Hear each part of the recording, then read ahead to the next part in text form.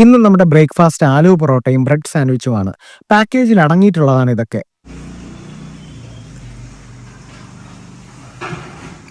തൈര് മുക്കിയെടുത്ത് ചാറ് വയ്ക്കണം. എനിക്ക് ടേക്ക് 2 അച്ചാർ.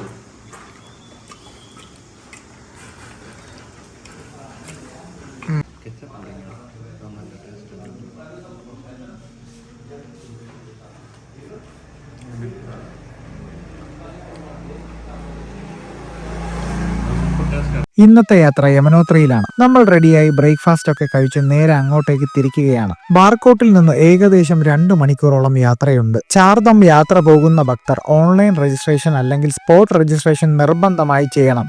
രജിസ്ട്രേഷൻ തികച്ചും സൗജന്യമാണ്. ആരൊക്കെ എത്തുന്നു എന്ന് ഗവൺമെന്റിന് കൃത്യമായ കണക്കുണ്ട്. ആ രജിസ്ട്രേഷൻ പാസ് ഉണ്ടെങ്കിൽ മാത്രമേ ഓരോ ഡാമിലും പോലീസ് ചെക്കിംഗ് കഴിഞ്ഞ് നമ്മളെ കടത്തിവിടുള്ളൂ. മേഘം തെളിഞ്ഞു നിൽക്കുന്ന ഭംഗിയാർന്ന മലനിരകൾ. ആ മലനിരകളുടെ സൗന്ദര്യം ആസ്വദിച്ചു തന്നെയായിരുന്നു മുന്നോട്ടുള്ള ഓരോ യാത്രയും. റോഡുകളുടെ ഒരു വശം തകർന്ന നിലയിൽ കാണപ്പെടുന്നു. മഴ സമയമാകുമ്പോൾ രൂക്ഷമായ മണ്ണിടിച്ചിലാണ് ഉണ്ടാകുന്നത്. 3-4 ദിവസങ്ങൾ യാത്ര പോലും കാണില്ല, നമ്മളിവിടെ സ്റ്റക്കായി പോകും.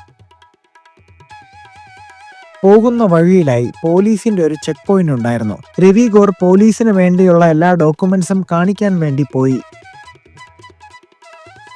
ഈ വീഡിയോയിൽ കാണുന്നത് പോലെ ശക്തമായ ഒരു മണ്ണിടിച്ചിലാണ് ഇവിടെ ഉണ്ടായിരിക്കുന്നത്.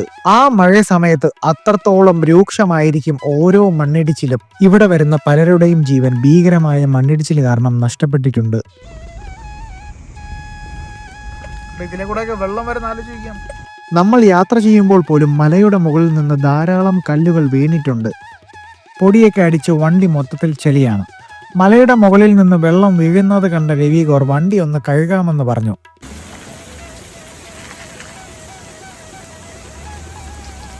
മലകൾക്കും മരങ്ങൾക്കുമിടയിൽ യമുനാ നദി തുള്ളിച്ചാടി വരികയാണ്. യാത്രയുടെ ഇടയ്ക്ക് വളരെ ദൂരെ ഹിമാലയൻ മലനിരകൾ നമ്മുടെ കണ്ണിൽ പ്രത്യക്ഷമാകും. തകർന്ന പാത ശരിയാക്കാൻ വേണ്ടി ആളുകൾ പണിയെടുക്കുകയാണ്.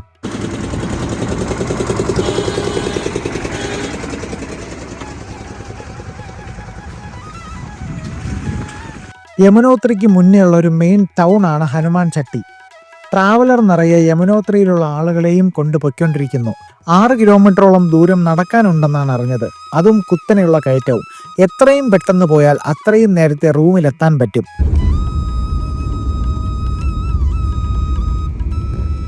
പ്രകൃതി ഭംഗി ആസ്വദിക്കാനായി നമ്മൾ കുറച്ചു നേരം പുറത്തേക്കിറങ്ങി. യമുനാ നദിയുടെ സൗന്ദര്യം കണ്ണിറയെ കണ്ടു.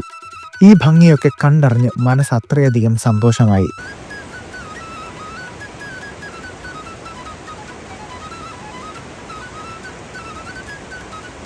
ജാനകി ചട്ടിയിലെത്താൻ ഇനി കുറച്ച് നിമിഷങ്ങൾ മാത്രമേ ബാക്കിയുള്ളൂ. ഭക്തന്മാർ ട്രാവലറിൽ എത്തിക്കൊണ്ടിരിക്കുകയാണ്. കയറ്റമായതിനാൽ ഭക്തരെയും കൊണ്ടുപോകുന്ന ടൂറിസ്റ്റ് ബസ് മുന്നോട്ട് നീങ്ങാൻ വളരെയധികം ബുദ്ധിമുട്ടുകയാണ്. ആയതിനാൽ എല്ലാവരും ബസ്സിൽ നിന്ന് ഇറങ്ങി നടക്കുകയാണ്. യമുനോത്രിയിലെ ക്ഷേത്രത്തിലെത്താൻ നേരിട്ട് വാഹനങ്ങളില്ല. നമ്മുടെ യാത്ര അവസാനമായി എത്തുന്നത് ജാനകി ചെട്ടി എന്ന സ്ഥലത്താണ്. അവിടെ നിന്ന് യമുനോത്രി ക്ഷേത്രം ഏകദേശം 6 കിലോമീറ്ററോളം ദൂരമുണ്ട്. അങ്ങനെ യമുനോത്രിയുടെ പാർക്കിംഗ് ഏരിയയിൽ നമ്മൾ എത്തി.